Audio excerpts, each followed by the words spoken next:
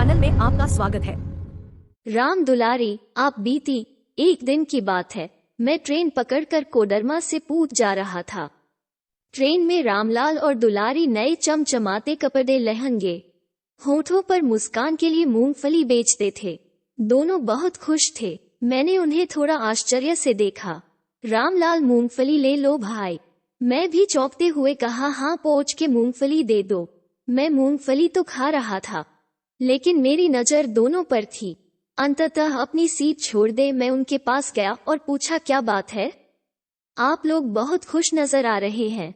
आप लोग मूंगफली नहीं बेचते हैं? रामलाल, दुलारी दोनों मुस्काने। अगल बगल रवैया।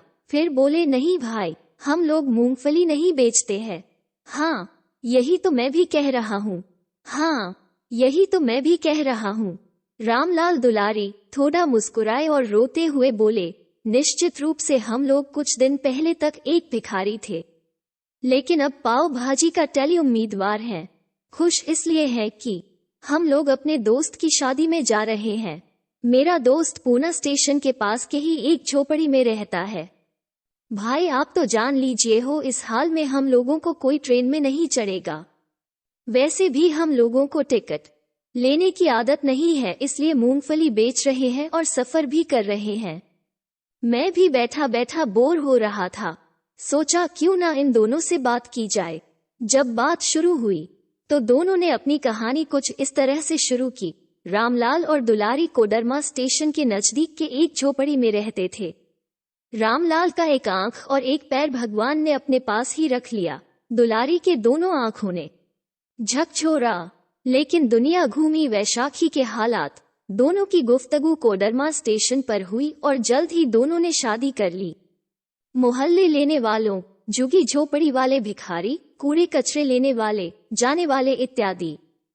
कुछ ऑफिस कोडरमा स्टेशन के नजदीक के भिखारी के स्टाफ से शादी में शेरी हुए। न रामलाल का कोई अपना और न ही दुलारी का, मतलब दोनों लावारिस थे। ये सब पालन छेद इन मरी हुई झुगी झोपड़ी में हुआ था। शादी की हर रस्म निभाई गई, ना जात पात्र गया और ना ही धन दौलत के साथ खानदान, लेकिन दहेज की रस्म पूरी हो गई। लड़की जिस जगह पर भीखती मांगती थी वह भी लड़के का हो गया। यानी अब दोनों जगहों पर बारी बारी से एक साथ मिलकर भी काम करने लगे। ना कोई दीवार, ना खिड़की दरवाजा, टिमटिमाते तारे खुले आकाश के नीचे, ना खटिया ना वन, ना वो हल्दी वाला दूध, सिर्फ मंदिर मंदिर हंसी के संग पायलों की छम छम। मून भी शर्मा के होने जा रहा है, लेकिन दोनों महोश ऐसे हैं जैसे दो जिस्म पर एक सांस लेता है। रामलाल, कुछ ऐसा ही दुलारी। जब पहली बार नए सितारे ज्वाइन करते हैं तो काम करने में शर्मिंदगी महसूस होती है। ना जाने कितना रैगिंग हुआ, कितनों ने नाम दिए, कभी अरे भिखारी, ओए लंगड़ा, अबे अंगड़, तो कभी कभी दुत्कार भी देते थे। लेकिन इतना सुनने के बाद भी कटोरी में आता है 25 पैसे, 50 पैसे तो कुछ सावधानियां, मिठाई, जूठन या बचा हुआ खाना, और कभी कुछ भी नहीं। जिसने हमें एक पहला दे दिया, भरपेट खाना खिला दिया या पुराना कपा दे दिया, हम लोग उसे भगवान मानते थे और खुश होकर उसके लिए बड़े भगवान से बहुत दुआएं मांगते थे। बहुत बार सोचा ये नौकरी छोड़ दूं, लेकिन पेट को तो किसी कीमत पर खाना चाहिए। कुछ और कर नहीं सकते, क्योंकि शरीर के अलावा थोड़ा दिमाग से भी आधा था।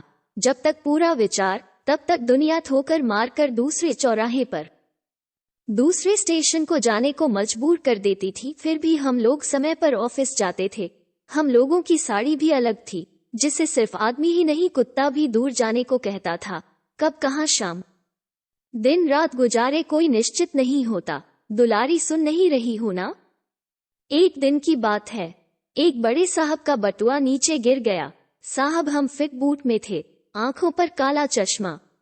अपनी धुन में गुनगुनाते हुए तेज कदमों से अपनी कार की ओर जा रहे थे, तभी उनका बटुआ गिर गया। रामलाल बटुआ उठाया। साहब, सब आपका बटुआ गिर गया। लेकिन साहब ने नहीं सुना। मैं और तेज भागा।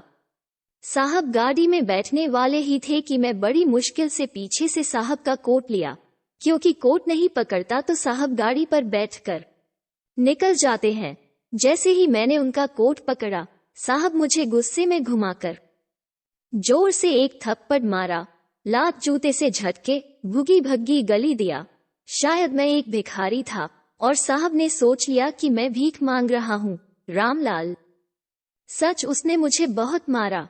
मैं सोच रहा हूँ कि मेरा कसूर क्या है। साहेब मारने के बाद बोला, साले भीख चाहिए था तो दूर मांग सेता, तुम मुझे क्यों? रामलाल, तब तक भीड़ जमा हो गया था। मैं शर्म के मारे जमीन के नीचे छिपना चाहता था, लेकिन वो भी नसीब में नहीं था। एनजी सुन रहा हूँ। और क्या करता है? साहेब, उसे पैसा चाहिए, मैं पैसे देता हूँ। ये कहकर उसने बटुआ निकालने के लिए जेब में हाथ डाला तो बटुआ नहीं था, वो हक्का बक्का रह गया। रामलाल, तभी हमने बटुआ को हाथ में देते हुए कहा, मैंने आपका कोट पकड़ा था कि यह बटुआ आप तक पहुंच सकते हैं, इसलिए मैं अपाहिज होते हुए भी हिस्सेदार आपकी कार के पास आया। साहब भी मांगना रहते हैं तो नहीं आते, और ना ही आपका कोट पकड़ता, और साहब भी मांग कर ही हमने 18 साल की उम्र पार की है। अभी भी अच्छे इंसान हैं जो हम लोगों के दुख दर्द को समझते हैं, हमारे ईमान पर दे जाते हैं। रामलाल, माफ करना साहब, यदि मुझे पता होता कि मुझे ऐसी सजा मिलेगी तो बटुआ वहीं छोड़ देता। कोई दूसरा होता तो आपका बटुआ लेकर गायब हो गया होता और मैं रोते रोते वहां से जाने लगा, लेकिन हमें उसका गम नहीं दुलारी।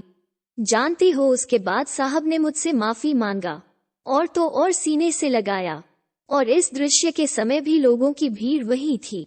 सच, मेरा खोया हुआ इज्जत मुझे वापस मिल गया। साहब मुझे पैसा दे रहे थे, लेकिन मैंने इनकार कर दिया क्योंकि साहब की भी गलती नहीं थी। दरअसल वो सचमुच में कानों में गाना सुनने वाला मशीन लगाए हुए थे, इसलिए मेरी आवाज नहीं सुन पाए। रामलाल घटना सुनाते सुनाते रो पड़ा। दुलारी उसे हिम्मत देती है और बोलती है, जो हाल आपका है वही हाल मेरा है, फर्क सिर्फ इतना है कि आपने तो रो लिया, लेकिन मैं ना किसी से कुछ कह पाई और ना ही खुलकर रो पाई। दुलारी, आपको जो परेशानी झेलना पड़ा वही हमें भी झेलनी पड़ी, लेकिन मेरी सबसे बड़ी परेशानी तब होती थी जब लोग मेरी दशा को नहीं बल्कि भूखी नजरों से मेरी फटे कपड़े के बीच से नंगे जिस्म को झांकते थे। भीख तो देते थे लेकिन अंदर ही अंदर मुंह में लार टपकाते और ना जाने क्या क्या व्यंग्य कसते थे। सच में इन भूखे भेड़ियों को देखकर दिल यही कहता था, हे भगवान, या तो मुझे पूरा कुरूप बना देता या फिर ऊपर ही बुला लेता। कम से कम इन भेड़ियों के हाथों रोज शर्मसार होने से तो अच्छा होता, लेकिन मेरी ही तरह ना जाने और भी कितनी लड़कियां हैं जो रोज इस तरह का जख्म लेकर भेड़ियों दलालों की नजरों का शिकार होने के बावजूद काम पर लगी रहती है, क्योंकि पेट पालने के लिए काम तो करना जरूरी था। दुलारी, सच रामलाल, मुझे तुम्हारा साथ मिला तो मैं अपने को धन्य मानती हूँ। भगवान से यही प्रार्थना है कि आप हमेशा हमारे साथ रहें। तुम मिल गए, सारी दुनिया मिल गया, जो सोचा ना था वो भी मिल गया। रामलाल, दुलारी एक साथ में, और क्या दास्तान सुनाऊं भाई, हम लोग बहुत ही मुश्किल से आगे बढ़े हैं। कभी कभी हम लोग ये सोचकर भी कांप जाते हैं कि मेरे बच्चों का क्या होगा। लो भाई, मूंगफली खाओ। नहीं, मैं बहुत खा लिया है, अब और नहीं। लो भाई, सफर में समय कट जाएगा। मैं भी चाहकर मना नहीं कर सका और फिर 5 का मूंगफली ले लिया। चाय वाला आया तो हमने भी उन्हें चाय पिलाया।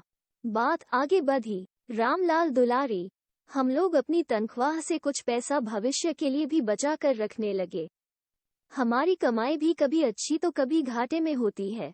हमें भी दूसरे क्षेत्र में जाने पर डायरेक्ट टैक्स देना पड़ता है।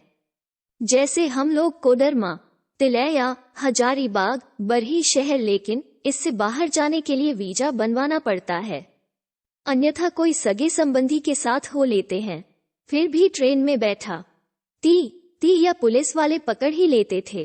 ती तो थोड़े भले आदमी थे, डांट या कुछ पैसा लेकर छोड़ देते थे, लेकिन डंडे वाले पहले तो भद्दी गाली देते, फिर सर्च के नाम पर शरीर की आंतरिक अंग व बाह्य अंग पर अपना हाथ फेर लेते थे।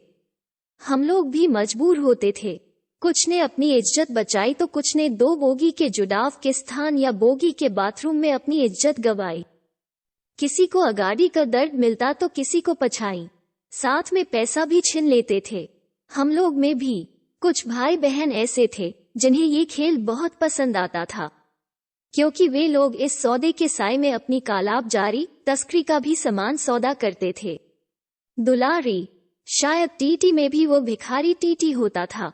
हम लोग कभी टिकट लेते नहीं, काम ही ऐसा है, मांगते जाना, बढ़ते जाना, ट्रेन हो या गाड़ी, स्टेशन हो बस स्टैंड या फिर मंदिर मस्जिद गुरुद्वारा। जगह जगह भगवान के नाम पर दे दे बाबा, अल्लाह के नाम पर दे दे बाबा। रोने बिलखने गिड़गिड़ाने के बाद भी टीटी लोग नहीं मानते और पैसा ले ही लेते थे, इसलिए ट्रेन का सफर कभी कभी महंगा पड़ता था। हम लोगों के साथ में ज्यादा कपड़ा भी नहीं होता था। गर्मी का मौसम थोड़ा अच्छा होता था, लेकिन ठंडा और बरसात में तो मत पूछो कब किस स्टेशन पर सोना पड़े। ना बिछावन की चिंता, ना ही मच्छर की चिंता। और सच भी है, क्योंकि इतना भ्रमण करते थे कि थकने के बाद जब नींद आती थी तो कुछ पता नहीं चलता था कि शरीर से कितना खून चोर मच्छर चुरा कर ले गया। सामान की चिंता होती नहीं थी। रामलाल, आप हम लोगों की कहानी सुनकर बोर हो रहे होंगे भाई। भाई रामलाल, बोर क्या होना, आने में अभी देर है और बैठे बैठे क्या करें, सुख दुख बांटना ही तो जिंदगी है। लारी भाई, आप कितने अच्छे दिल के हैं। रामलाल भाई, बहुत मुश्किलों का सामना करना पड़ता है कभी कभी। पुलिस हम लोगों को शक के आधार पर हवालात में बंद करके पिटाई करते हैं, क्योंकि कुछ सरेआम पूरी टोकरी को खराब कर देते हैं। उसी तरह हम लोगों में भी कुछ भाई लोग अपनी गलत हरकतों से हमें बदनाम कर देते हैं। कुछ की तो मजबूरी होती है भीख मांगना, तो कुछ को मांग कर खाने में ही मजा आता है, और कुछ जानकर अपने सेहतमंद शरीर से भीख मांगते हैं। लेकिन कुछ लोगों को तो जानकर अपाहिज बना दिया जाता है, आंख का अंधा बना देते हैं और उससे भीख मंगवाते हैं। भाई, ये जानकर ताज्जुब होगा कि जो भीख मांगता है उसे भरपेट खाना भी नहीं मिलता, क्योंकि शाम को जमा पैसा उसका मालिक लेकर चला जाता है।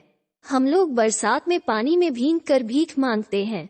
ना ना, इतना गरीब मत समझना। हम लोग इतना पैसा कमाते कि धीरे धीरे सभी सामान खरीद कर रख सकते हैं, लेकिन छाता हम लोग नहीं रख सकते हैं, क्योंकि फिर हाथ से नौकरी चली जाएगी, और एक बार नौकरी गई तो दोबारा किस तरह पोस्टिंग होगा ये सोचना पड़ेगा। इसी दौरान मेरी एक दिन तबीयत खराब हो गई। लोकल इलाज कराए, लेकिन कुछ सुधार नहीं हुआ। आखिरकार जब इनकी तबीयत ठीक नहीं हुआ तो इन्हें नर्सिंग होम में भर्ती करवाए। लोग बोलने लगे कि अब ये बचने वाला नहीं है। ये सुनकर तो मेरी होश उड़ गई। दुलारी, मैं सोचने लगी, क्यों भगवान एक तो अलग मानव बनाया हम लोगों को, फिर भी पेट नहीं भरा तो मुझे ले जाता, शायद तुम्हारे कलेजे को थोड़ी ठंडक मिलती। इन्हें तो छोड़ देते। रामलाल, अरे पगली, कैसी बात करती हो। हमने कसमें खाए हैं, मरेंगे तो साथ, जिएंगे तो साथ। मत रो, चुप हो जाओ। क्या करे भाई, इसका दिल 100 ग्राम मुर्गी वाली जैसी है। भाई नहीं रामलाल, यह एक पतिव्रता की पहचान है जो तुम्हें इतना प्यार करती है। दुलारी भाई, जब ये बीमार पड़े तो लगा हमारी दुनिया उजड़ गई। हम खुद को संभाल नहीं पा रहे थे, क्योंकि बुखार कम होने का नाम नहीं ले रहा था।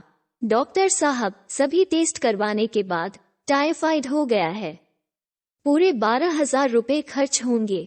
पहले पैसा जमा करो, फिर इलाज होगा, वरना नहीं होगा।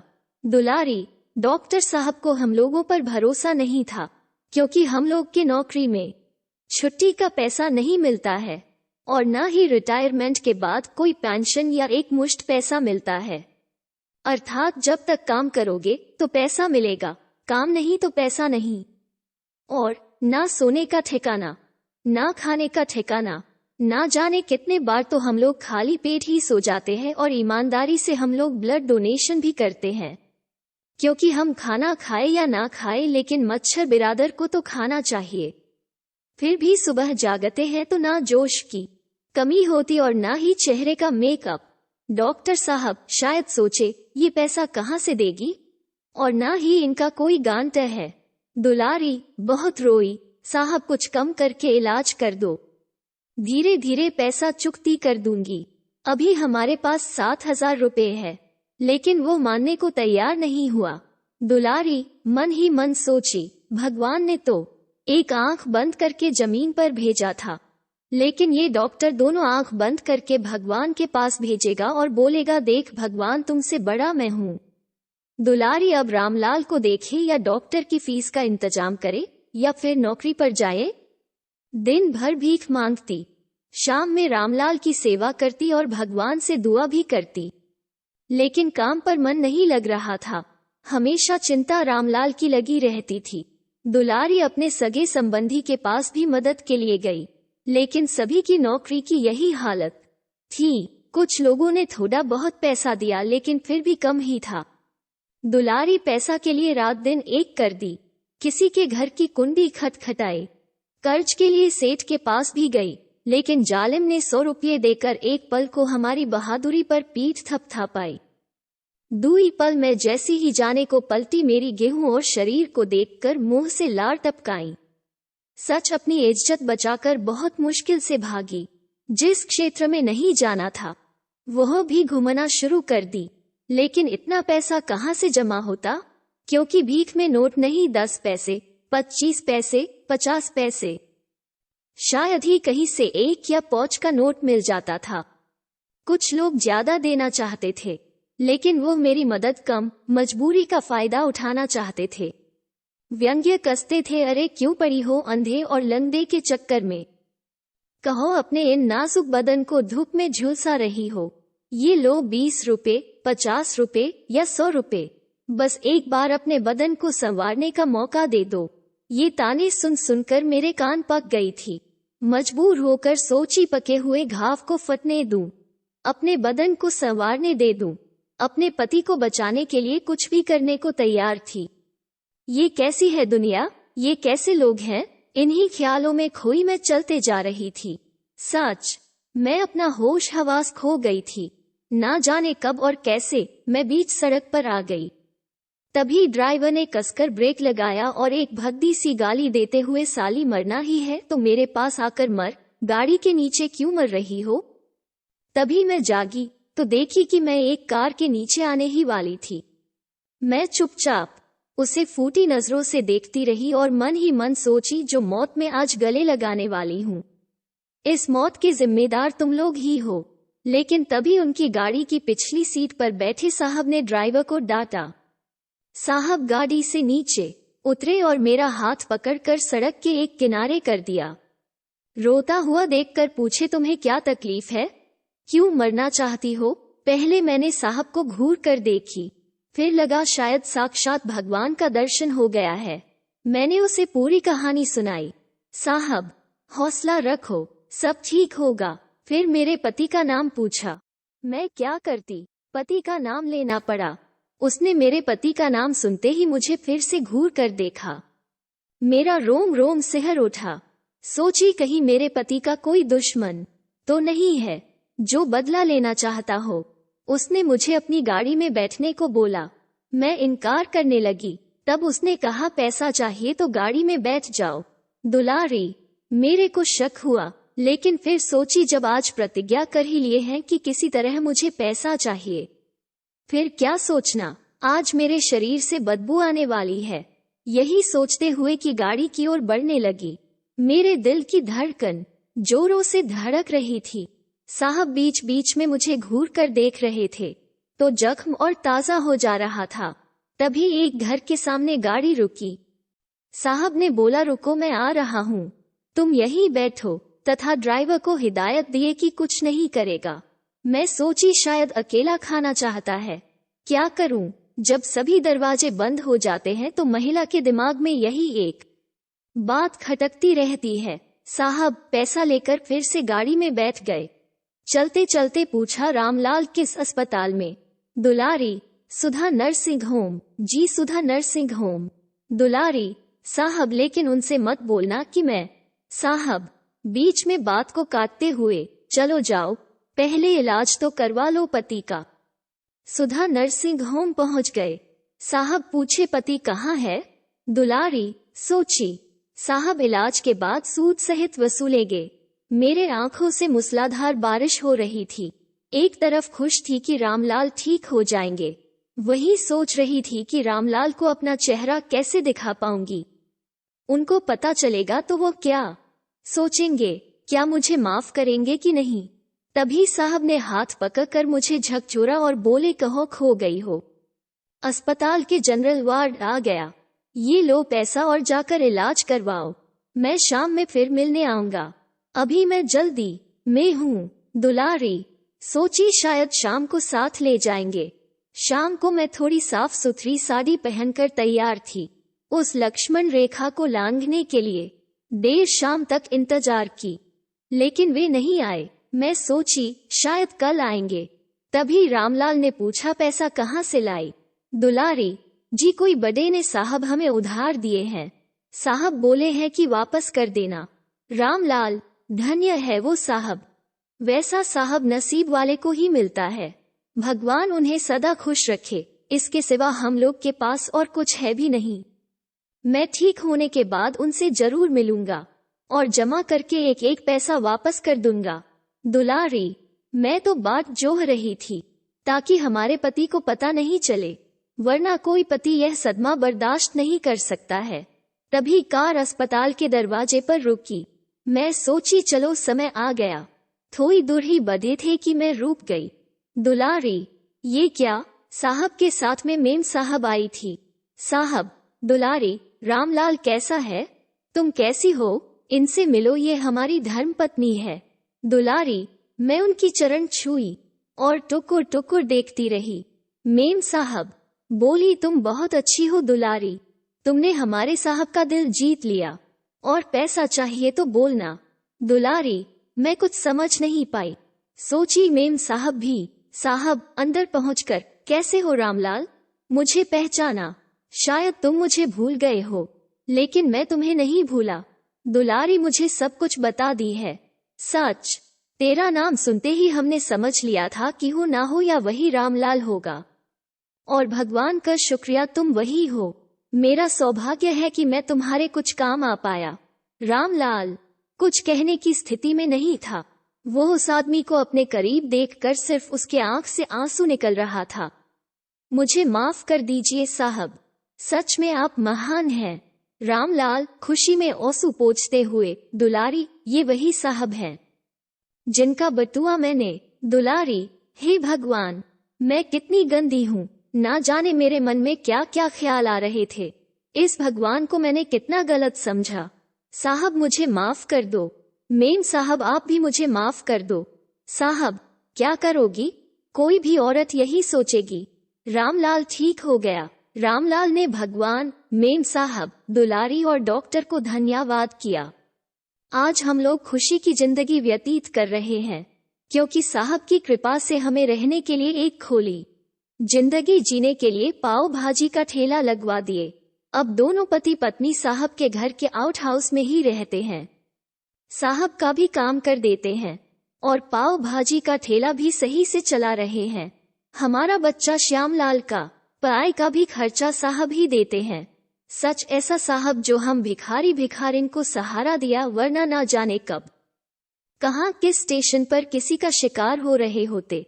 भाई यही तो हम लोगों की कहानी है।